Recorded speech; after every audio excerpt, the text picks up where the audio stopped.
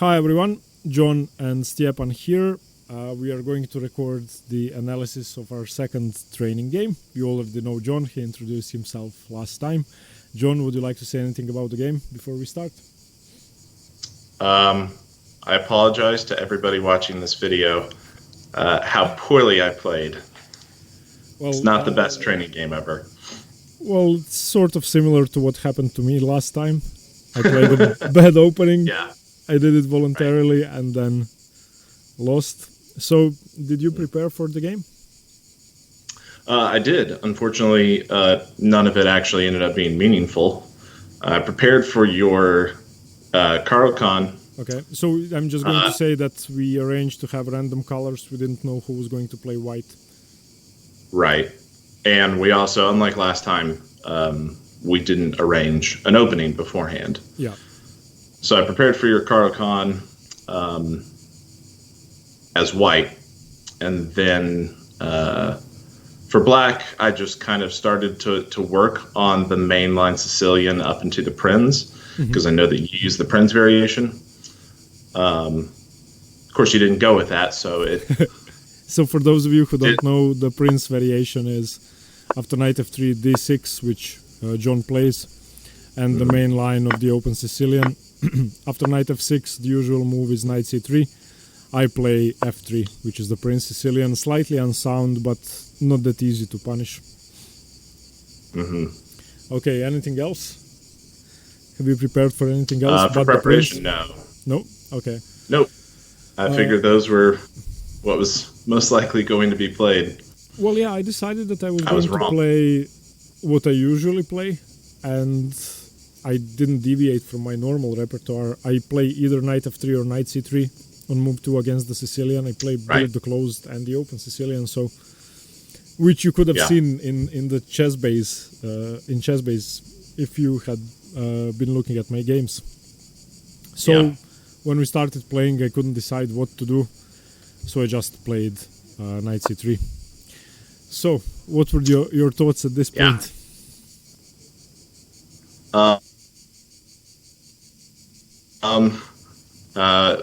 And so I figured, I can't remember how long I spent on respond to that, but eventually I figured I'll just play d6, like my standard Sicilian setup, and hope that you play knight f3 and then d4, and we just transpose into a more familiar Sicilian. Yeah. I definitely was not expecting you to keep it a closed variation. Yeah, I'm sorry for interrupting you before we continue. I have to apologize for the quality of my Wi-Fi connection, which is why Jon's screen is going to freeze sometimes. Sorry about that, but I'm on an island on the Croatian coast, and it could be, well, it definitely is going to be a bad connection, but okay. So, did you ever play the closed Sicilian before, or against the closed? No, I've heard of it, but I've never actually seen it in a real game, either over the board or online. This is the first time I've ever actually had to play against it. Okay, so after our game, Jon and I had a lesson, and we focused on Jon's opening repertoire because he has a tournament coming up, and we sort of retailored his opening repertoire and tried to fill in the gaps and some variations, like the closed Sicilian, which he was missing in his knowledge base, so that's hopefully going to change. And I didn't know that you were unaware of the closed Sicilian and how to play against it. If I had known that, I probably wouldn't have played it. So, d6... Of course. If you wouldn't have played it, then you wouldn't have known about the gaps in knowledge. Yeah, so it's, I guess, a good thing. Probably, yeah. So, there are several ways to play the closed Sicilian, either with g3, bishop g2, or just with d3, knight f3, castles. I prefer the Grand Prix setups with pawn to f4, and the point in these setups is that white wants to create this pawn chain c2, d3, e4, f4, and then later on in the game start an attack by either advancing his e-pawn or his f-pawn. And in order to do all of that, white first wants to get rid of his light squared bishop, because if you imagine d3 being played now, then this bishop is really not such a good piece. And as I said, it can be used in positions with g3, where white is going to play f4 later on, but I don't play those positions. So after d6, the logical move was bishop b5. So what did you think here? At this point, I knew we weren't going to transpose. Okay. Especially because I like to play the Najdorf. So I typically play a6 to prevent the bishop from coming to b5. Yeah. But it's clear that that's not going to happen here. Yeah, and as we discussed during our lesson, after knight c3, a6 is actually a possible move. And now white is going to have a hard time trading off this bishop. The only possible move is bishop c4, after which b5 either wins the bishop or the bishop has to retreat. Right. So my whole plan would be sort of destroyed after that. I could try a4, and I was looking into positions with f4 after we finished our lesson, and that way I can get my bishop to c4, close the position and play f4, but it's not the same thing, and a6 is actually not a waste of tempo. After d6, however, bishop b5, you can either play bishop d7 or knight c6. Did you consider bishop d7? I did. I think that, generally speaking... Yeah. Go ahead. No, sorry, go ahead. Generally speaking, in the Sicilian, I typically like to keep the c6 knight on the board for a little longer. I don't mind if it's traded off, but if it's traded off, I like to have that pawn on c6 to reinforce the d5 square, knowing that I'm going to play d5 later. Yeah. And also preventing your knight from coming to d5. But after, normally I'll see after bishop d7, I will see bishop takes d7, and then knight takes d7. Yeah. And it's a position that I'm not as familiar with. Whereas I've played knight c6 plenty of times, and I've been okay. Well, the thing is, you've played knight c6 against the open Sicilian, and there's a huge difference between the two. In the open Sicilian, white plays for d5, and in the closed Sicilian, white plays for d4 and d5. And because you removed the defender, the c6 knight, which obviously influences d4 and d5. In my setup, in which I play d3 and f4, I'm actually trying to control these two squares and not the light squares. Yeah. So I'm happy to trade off my bishop for your knight. That's one of the points of the variation. So the c6 knight is much more useful in the closed Sicilian, in my opinion, which is why most people tend to trade off the bishop, regardless of which variation they go for in the closed Sicilian. So after knight c6, well, I was happy to see this because it's now becoming really easy to play for white. Right. Yeah. So if I had played bishop d7, would you have taken? And would you recommend that I retake with the queen or with the knight? Well, if you had played bishop d7, I probably would have played queen e2. Okay. Because I have to move my queen away anyway. Perhaps I would have taken, perhaps I would have played bishop c4, which is also a good move, because now I have some pressure on this diagonal. Your bishop is going to come to c6, and it's not going to be that good because of d3 and f4. The only other thing you can try to do with your bishop is knight f3, so I'm not sure what I would have done, but probably either queen e2 or bishop c4. And then trying to stop b5, perhaps a4, or even a3, bishop a2, because now my bishop is going to be really strong. Because, I mean, let's just play a couple of moves. Let's say g6, d3, bishop g7, knight e2, knight f6, castles. Let's say you try to go for b5. Let's say, I don't know, bishop d2, a6, a3. And in this position, I think my bishop is better than yours. I still have some control over d5, and I can still play the move f4 and f5. So I didn't look at these positions that much, but I think white should be fine. I think that I'm playing with one better piece, my bishop against yours. And especially that's the reason why you don't play knight f3 here. Firstly, because you want to play f4. Secondly, because bishop g4 is then a stupid move. Mm-hmm. But after knight c6, I obviously don't have to capture immediately. f4, knight f6, and knight f6 is a mistake in my opinion. Yeah. Because you don't have control over e5, and Mm-hmm. and now since white either wants to play f5 or e5, e5 can be played immediately. Mm-hmm. In fact, I don't know what's wrong with the immediate e5. I don't know how you should react here. I really have no idea. Because if you take, then you still have the same problem. Right. You could try playing knight d5, I guess. Knight f3, maybe bishop e... No, not bishop a6. Maybe g6. Castles, bishop g7. Maybe this is fine. And now you have pressure on the e5 pawn, and that's why I didn't want to go for that. So after knight f6, I just reinforced e5 with knight f3, and I still don't see what you can do about that. Okay. So here you played bishop d7. Were there any other candidate moves?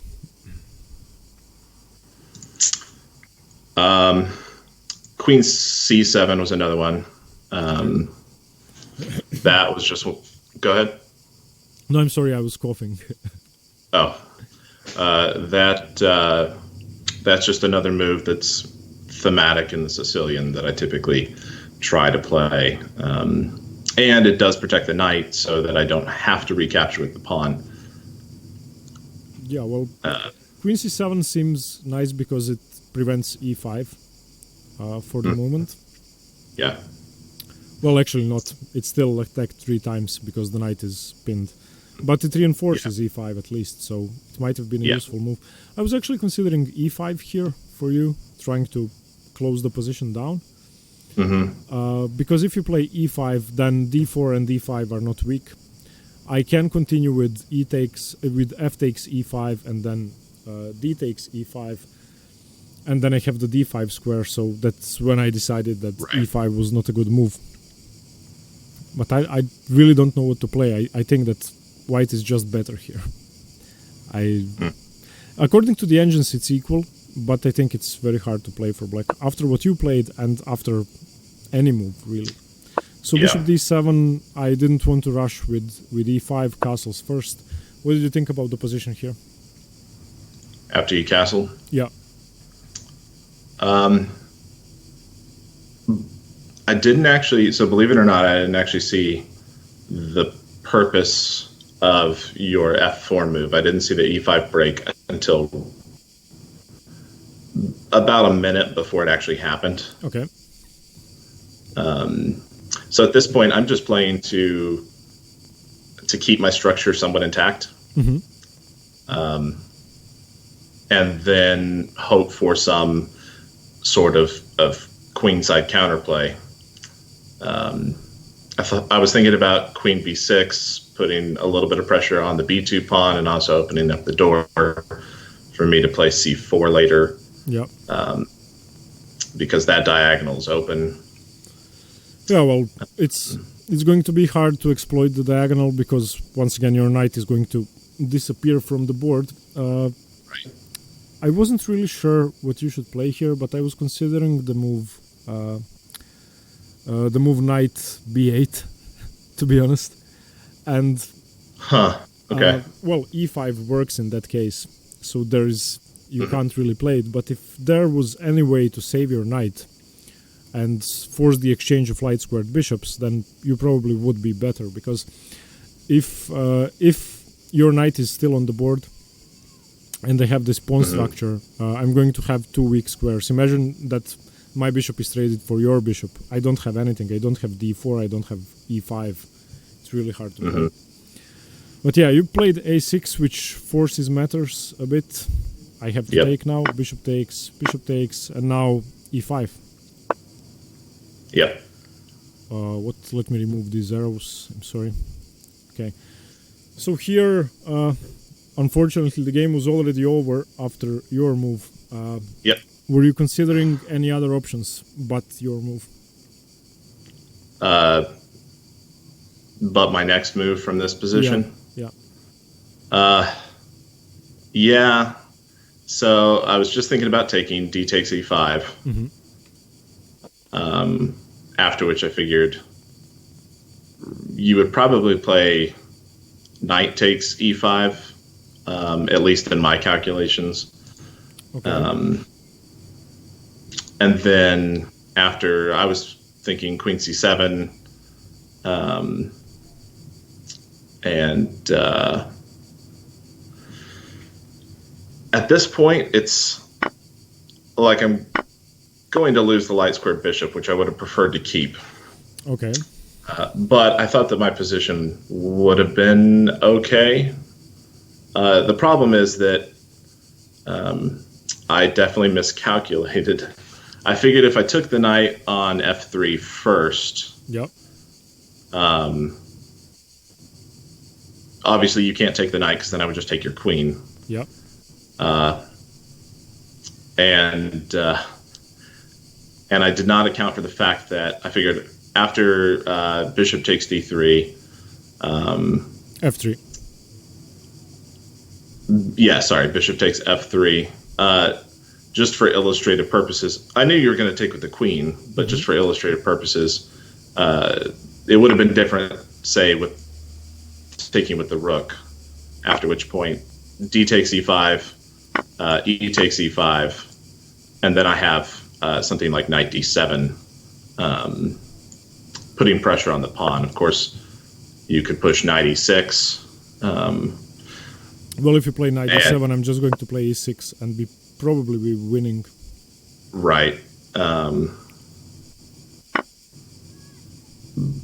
Definitely winning, but I did not think it would be totally won. Problem is, once you took with the queen, we were actually chatting about this during the game. Yeah. That's when I realized that if I played knight d7, then queen takes f7 is mate. Yeah. And I just totally missed that. Well, you can play knight d7 before exchanging the first pawn. Right. But I didn't. Yeah. In my head, I calculated it, and I just went with the calculation, even though it was flawed, and never bothered to really recalculate.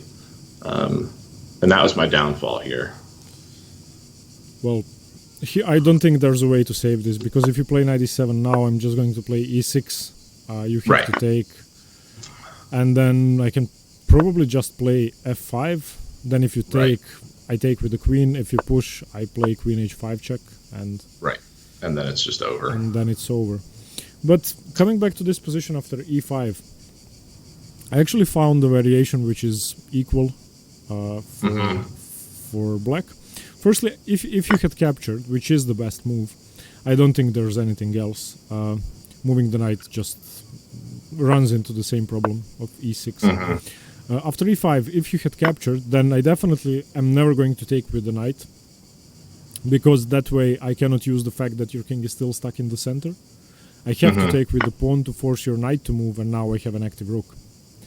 And now you have to play knight d5. Your knight is reinforced by the bishop and by the queen. Now the position should be only slightly better for white, not that better. I can try a move like knight g5, but I think you can defend and afford like something like f6. And this should be probably an okay position. I mean, white is better, but it's not really clear why, at least according to the engines. And let me just see what the response is to knight g5. I can't remember. I'm going to turn on the engine for a second. Okay. It wants to play knight takes c3, and then bc3, queen d5. Oh yeah, because queen d5 then defends the f7 pawn. And threatens checkmate. And threatens checkmate, yeah. So I guess I retreat my knight, and you probably can either castle queenside or play g6, bishop g7, castles kingside. Yeah. Okay, but after e5, d5, fe5, knight d5, I was planning to play the move d3, just opening up my bishop, and as I said, white should be slightly better, but it's definitely not winning. I mean, you still have to castle, I have some pressure here. there are some tricks in the position, but Yeah. shouldn't really be that much. And after bishop takes f3, queen takes f3. What were your thoughts here? Well, honestly, I didn't have many because, again, it was just rote execution of the moves that I had miscalculated, and because I was expecting queen takes f3. I knew you weren't going to take with the rook, but the problem is I was seeing too much of the pressure on b7 and not enough of the pressure on f7, because with those pawns in the way, even though in my calculations they were cleared, especially like the f4 pawn in particular would be on e5 in this position, it's still very difficult to see, or at least it was still difficult for me to see, that with that cleared, the pressure on f7 is immense. Yeah, I don't think that the b7 pawn has anything to do with this position. I mean, in the best variation, which you did find, it's relevant because I then have a tempo on the rook. So what happened is d5, fe5, the knight cannot move. If the knight moves, queen f7, and, well, let's say, well, this just loses the knight. Let's say knight here, which isn't checkmate and doesn't lose the knight. I doubt that you can survive this. No. I mean, I'm not even sure if I should play I can e6 hang on check. for a few moves, maybe, but... Yeah, but we don't have to look at this. But the point is, after f takes e5, you saw the only move that saves the position, and that's queen d4 check, winning the e5 pawn. So now, after king h1, queen takes e5.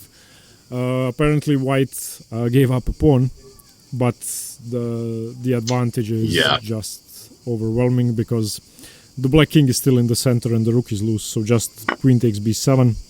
Rook d8 had to be played, and now there were several ways to continue. What did you think I was going to do?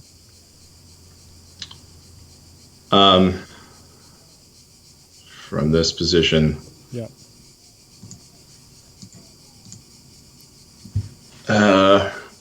I wasn't actually thinking d3, but I didn't write down what I thought you were actually going to play. D3 makes sense, so you can activate the dark square bishop.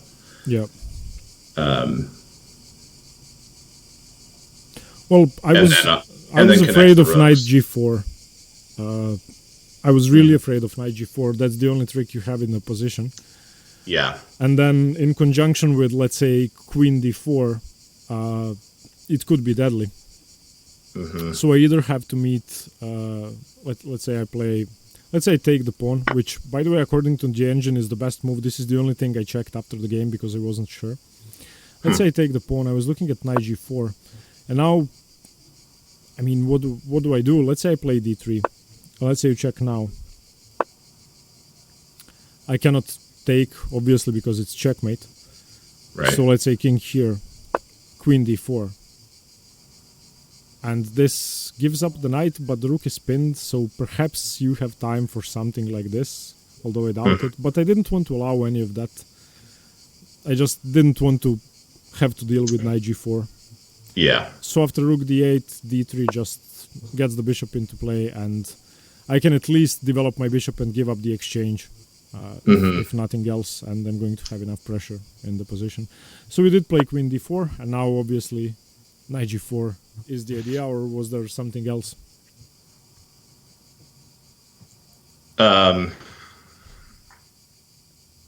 Part of it was that I figured that bishop f4 was coming, and that you were going to connect the rooks, and so I just wanted to get the queen off of the open diagonal. By the way, I'm sorry for interrupting you. Open file. Queen takes a6, knight g4, this is actually a checkmate threat, so I cannot play d3. That's the other thing. I forgot to mention that. So here d3 doesn't work, and if I try to defend with something like g3, then I'm probably just losing the game. I don't know, but... Yeah, but there's no light square for my queen to go to make it a forcing sequence. And I had actually considered knight g4 for that very reason, but I couldn't figure out how to continue it without giving you back the initiative basically immediately. Yeah, maybe queen d4. Which one? Queen d4, but still, Right. maybe just g6, bishop g7, and play for the weaknesses around my king. But the engine move is queen a6. I don't think any human is going to play queen a6. Just, there's no way. Yeah, and I knew that the a6 pawn was hanging, but I really didn't care. Yeah. Well, of course. So d3, and now after knight g4, well, the threat is still the same, but after g3 at least my queen can get onto the light squares and try to defend. And I can also play bishop f4, so right. That's another thing. So d3, queen d4. I couldn't find a good move here, so I just decided to develop my bishop. Now that knight g4 is no longer a threat, and that the queen is not here for a tempo gain, and after knight g4, of course, rook f4 should work. So I just developed my bishop. And here, what were your candidates? Other than e6, Yeah. I considered queen d6 to go ahead and, now that I have the opportunity, protect a6 and put a little bit more pressure on h2. Doesn't that just run into like f4? Doesn't that just run into f4? Bishop f4, I'm sorry. Bishop f4. But then I believe I had looked at playing e5. Rook e1?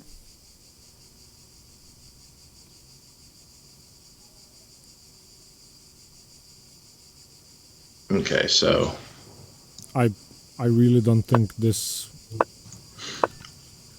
could work. Yeah, okay, and then I also noticed that if I played e6 at some point, which I kind of wanted to do, although in hindsight I should have thought about g6 a lot more. Yeah.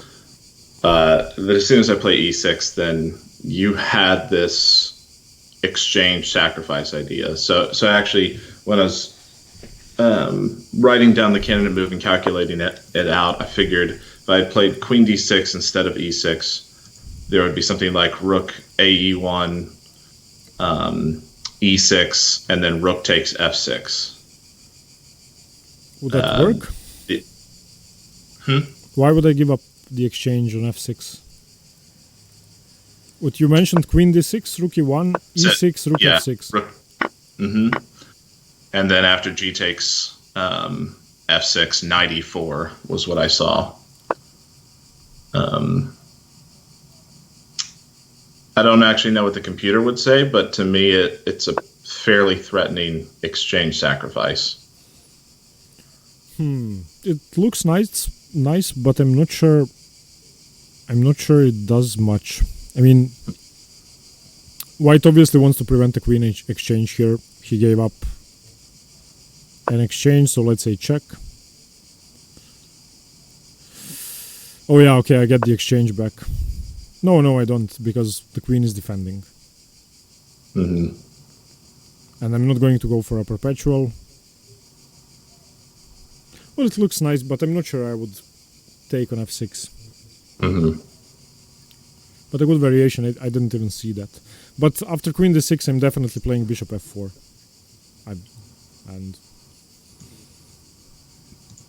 Okay. Yeah. So e6, rook a1, just getting another piece into play. Now if the knight ever moves, rook takes e6 was my threat. Right. Bishop e7, I played knight e4, which in my mind was the best move, the most aggressive move. I think your king is sort of slipping away, and if I allow it to castle, then I might be worse. For the moment, the bishop is still hanging. Yeah. And here you played what I think is the worst move of the game, even worse than bishop takes f3. Yeah, well, I wasn't expecting bishop c3. I was still expecting. I knew that your bishop was going to add pressure to the knight, and so the point of h6 was trying to prevent bishop g5. But bishop g5 is not a threat at all.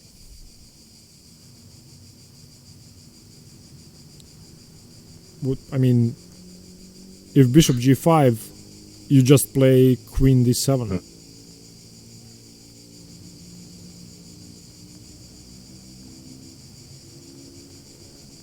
Well, let's see. So if you had made, or if I'd made just a let's say queen move, d7, trying to exchange the queens off, give the a6 pawn.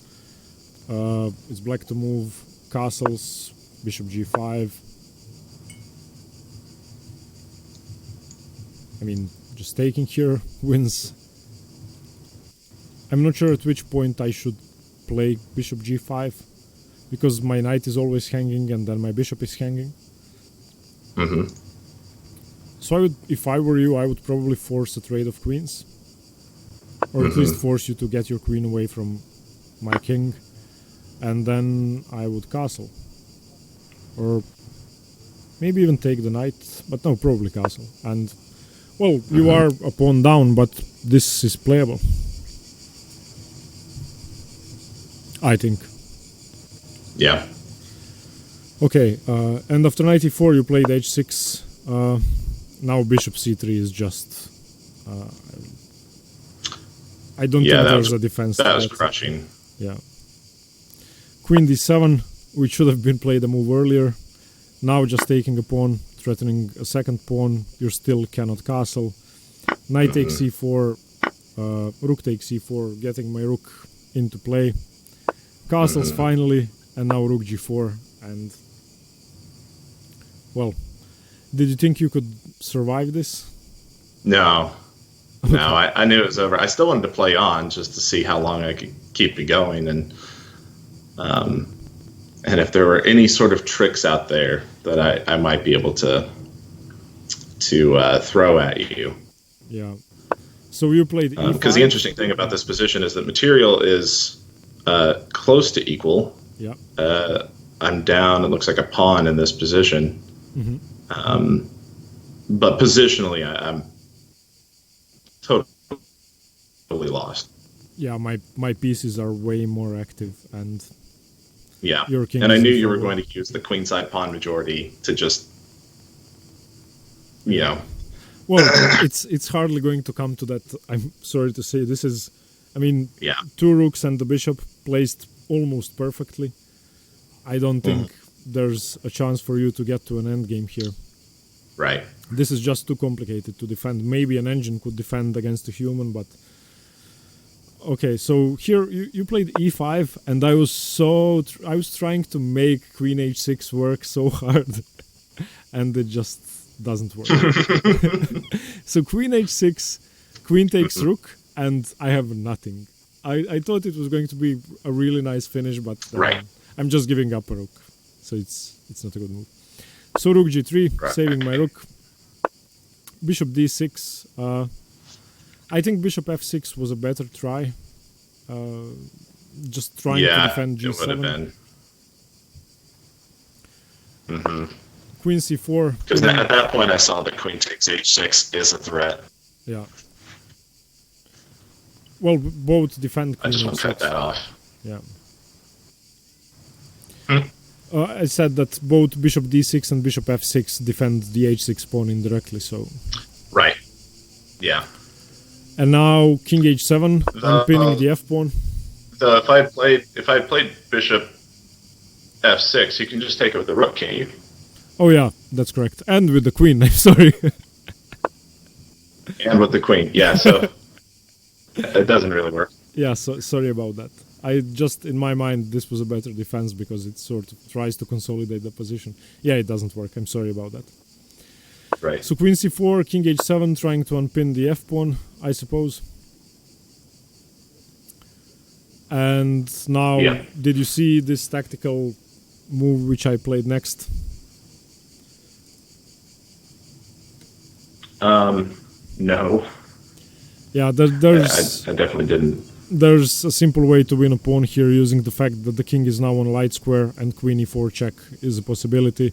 So just bishop takes e5, Right. and at this point I figured I can just go for the endgame, and doesn't really matter. You have to take. If you Yeah. don't, then I'm going to take on g7. Queen e4 check. G6 is probably not the best idea, opening up some more weaknesses for me to exploit. Maybe king h8. I don't know. Yeah, king h8 might have been okay now that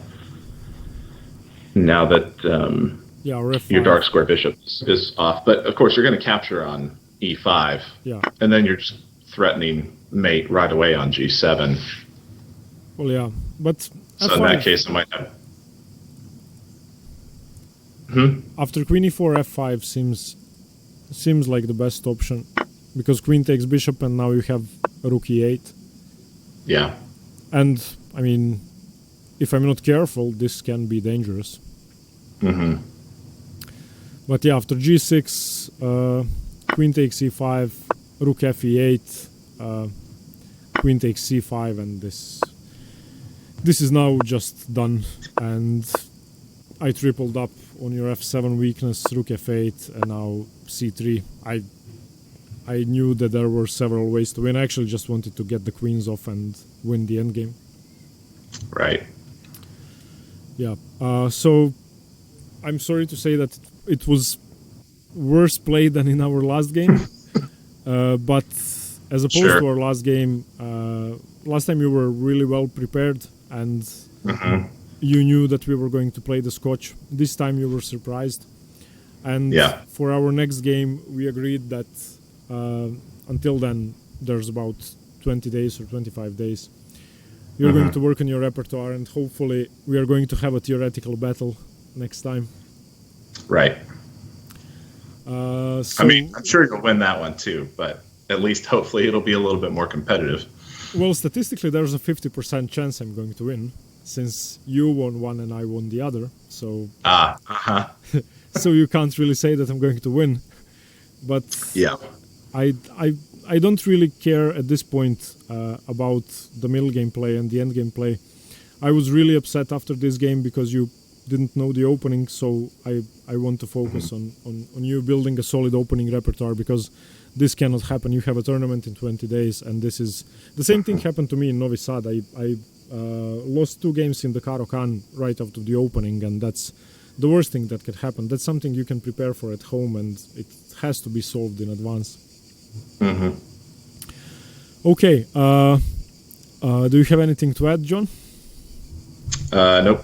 I think that's it. Okay. Thanks for watching, everybody. I hope you liked the analysis and that it was instructive at least. It was for me and for John. And Yeah, more instructive for me. Yeah. yeah, hopefully we have a better game next time. Thanks very much, and stay tuned for more chess. Bye. Bye.